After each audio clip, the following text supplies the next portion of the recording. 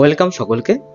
2025 সালের যে দ্বিতীয় পর্যায়ক্রমিক মূল্যায়ন হতে চলেছে তা আমাদের আগস্ট মাসের 25 তারিখে শুরু হবে।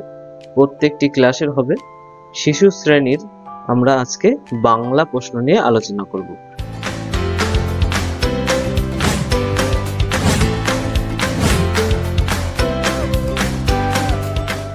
এই বাংলা প্রশ্নে আমরা শিশু শ্রেণীর কি কি প্রশ্ন আসতে পারে তার একটা সম্ভাব্য যে প্রশ্নপত্র, সেই প্রশ্নপত্রের নমুনা আমরা তুলে ধরেছি।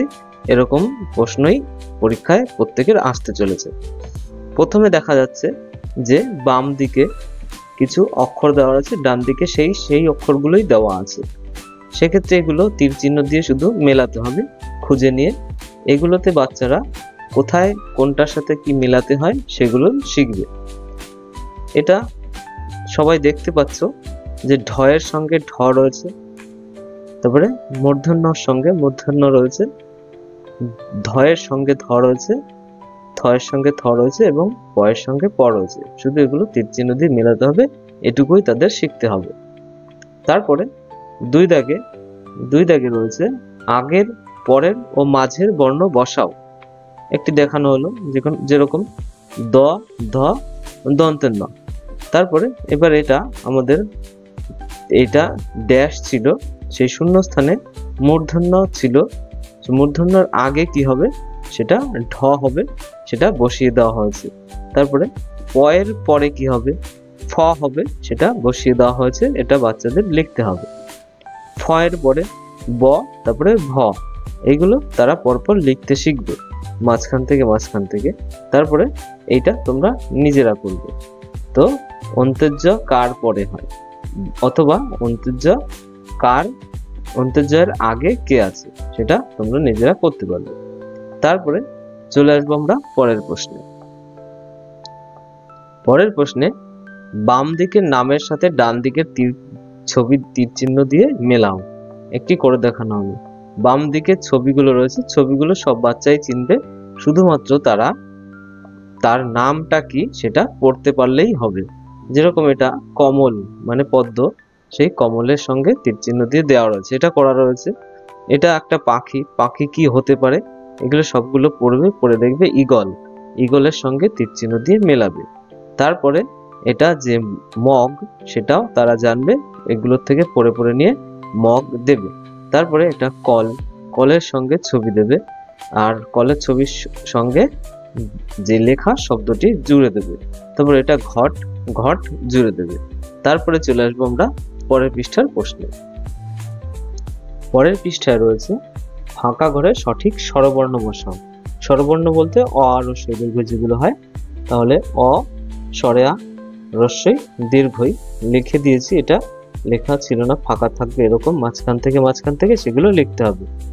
রস্ব, দীর্ঘ, রি, লি, এ আর ওই, এটা আর এটা ছিল না, আমাদের লিখতে হবে।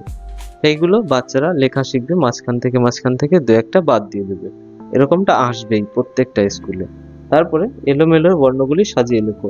এটা একটুখানি কঠিন হবে, তো এগুলো যা দেওয়া রয়েছে সেগুলোই পরপর সাজিয়ে লিখতে হবে। কোনটা আগে হতে পারে, সর্বপ্রথমে হবে ড, ঢ, মূর্ধন্য, ত, থ, দ, ধ, দন্তন্য, প এবং ফ, এগুলো সাজিয়ে এই রকম করে হতে পারে।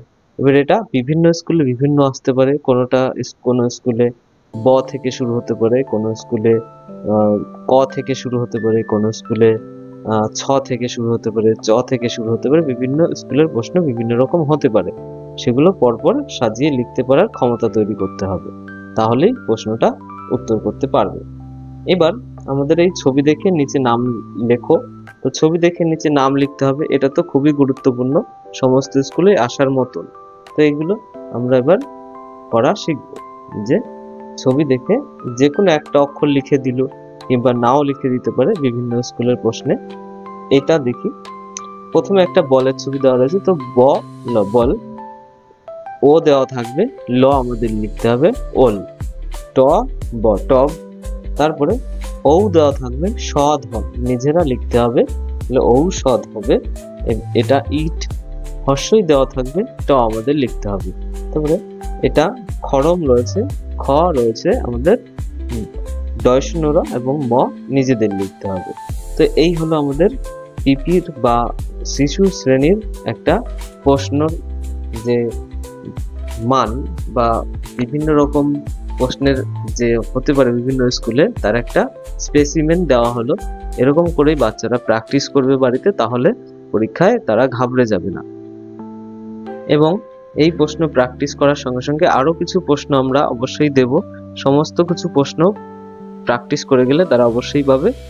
আর এই প্রশ্নগুলো পেতে গেলে অবশ্যই চ্যানেলটি সাবস্ক্রাইব করবেন, যাতে পরবর্তীকালে ভিডিওতে আপনারা পরবর্তী প্রশ্নগুলো পেয়ে যান। ধন্যবাদ।